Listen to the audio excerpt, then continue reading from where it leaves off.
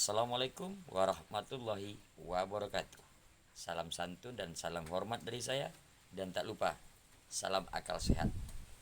Malam ini, Harimau Agam Channel akan kembali membahas satu topik yang sangat menarik.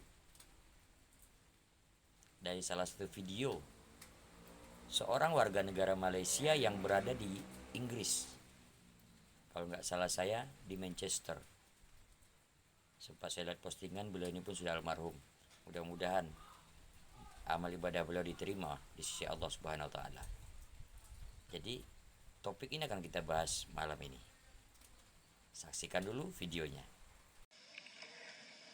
Orang Melayu ni menghadapi satu penyakit yang dipanggil denial syndrome. Orang Melayu susah nak terima kebenaran. Kalau apa yang kita kata tu bertentangan dengan sentimen mereka, pandangan mereka ataupun harapan mereka, mereka akan marah. Mereka akan maki kita, buat tuduhan macam-macam. Awak sudah kena beli, awak sudah U-turn, awak nak cari jalan nak balik ke Malaysia. Macam-macam andaian. Semua yang fitnah. Tak betul. Tapi bagi mereka, biarlah fitnah pun. Biarlah bohong sekalipun. Asal dia orang boleh jawab apa kita kata dengan cara nak menyakiti hati, dia akan buat. Sudah kita saksikan satu video dari salah satu warga negara Malaysia, yaitu Raja Petra Kamarudin, almarhum. Dari video tersebut, maka terkuaklah tabir, terbukalah cerita. Ternyata warga seberang, warga Malaides, bukan hanya punya pemikiran waham, tapi mereka juga memiliki satu penyakit, yaitu denial syndrome. Sindrom ini terdengar agak sedikit lucu, tapi ini adalah fakta dari yang kita temukan selama ini. Baik itu di platform TikTok, baik itu di platform YouTube. Coba aja lihat komentar-komentarnya. Mereka ini adalah tipe yang menolak kebenaran. Bagaimanapun kita menjelaskan secara detail dengan menggunakan logika, mereka tidak bisa terima. Contoh, ya kan? Masih ingatkah cerita masalah salah satu warga Malaysia yang mengatakan duit kamu murah, duit kamu murah? Itu adalah permasalahan TKI. Mereka hanya tahu TKI ini adalah kesalahan kita warga negara Malaysia, tapi mereka menolak kebenaran bahwasanya ada indikasi keterlibatan dari kedua buah negara. Ada keterlibatan dari kedua negara. Apakah itu warga negara Indonesia ataupun warga negara Malaysia? Itu mereka tidak bisa terima.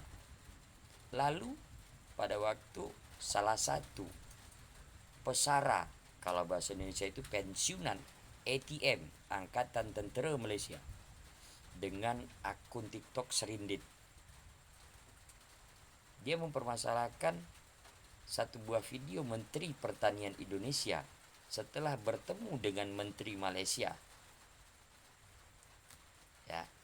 Padahal pada waktu itu, jika dia berlogika, seharusnya dia bisa menarik kesimpulan. Menteri Pertanian mengatakan ada pembicaraan untuk mengekspor beras ke Malaysia. Baru pembicaraan, bukan beras Indonesia sudah di Malaysia. Tapi karena orang ini denial syndrome, dia mencari ke pasar raya di Malaysia. Iya, untuk membuktikan bahwasanya beras Indonesia tidak ada. Dia tidak paham bahwasanya menurut dari Menteri Pertanian Indonesia baru ada pembicaraan bukan sudah diekspor ke Malaysia. Kaum Waham dari Bani Walid yang punya penyakit denial syndrome. Dan kita lanjutkan lagi.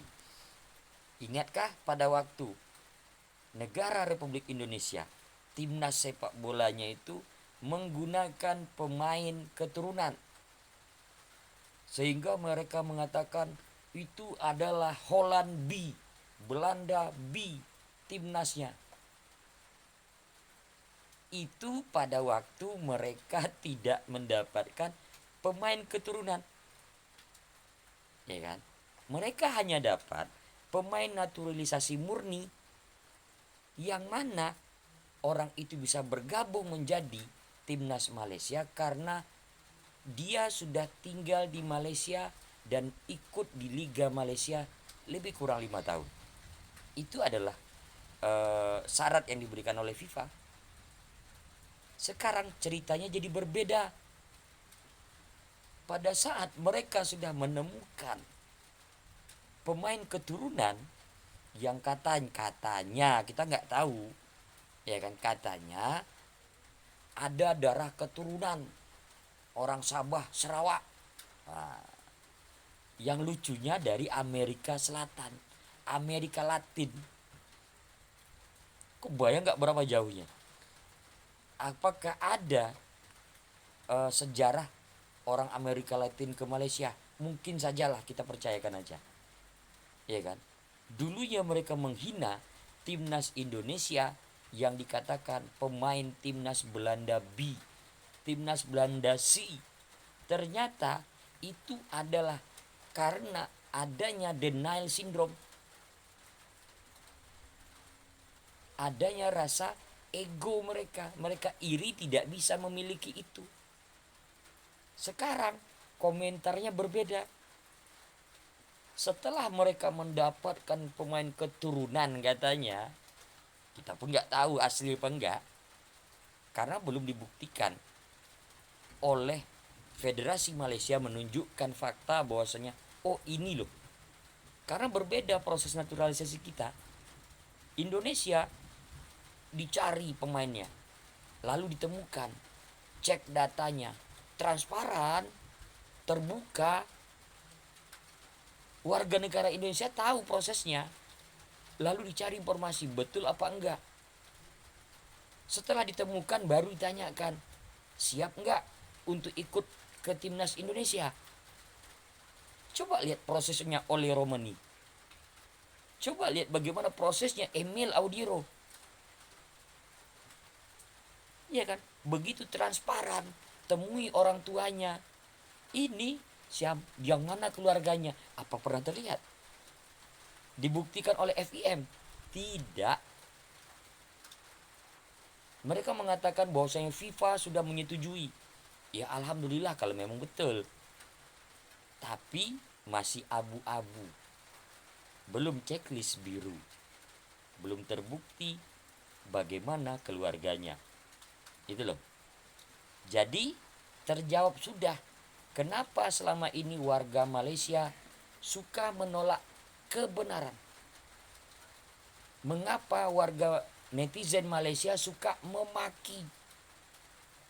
Beda, kita gunakan logika, kita gunakan argumentasi, mereka memaki. Mereka suka mengeluarkan kata-kata kotor, padahal mereka mengaku IQ tinggi. Iya kan? Ternyata warganya sendiri membukakan cerita bahwasanya ada penyakit denial syndrome. Oke? Jangan lupa apabila ada netizen Malaysia berkomentar, tinggal komen saja Anda denial syndrome. Just like that. Don't worry. Oke? Salam akal sehat, salam santun dan salam hormat dari saya. Assalamualaikum warahmatullahi wabarakatuh. Jangan lupa like, share, dan juga tinggalkan jejak di komentar.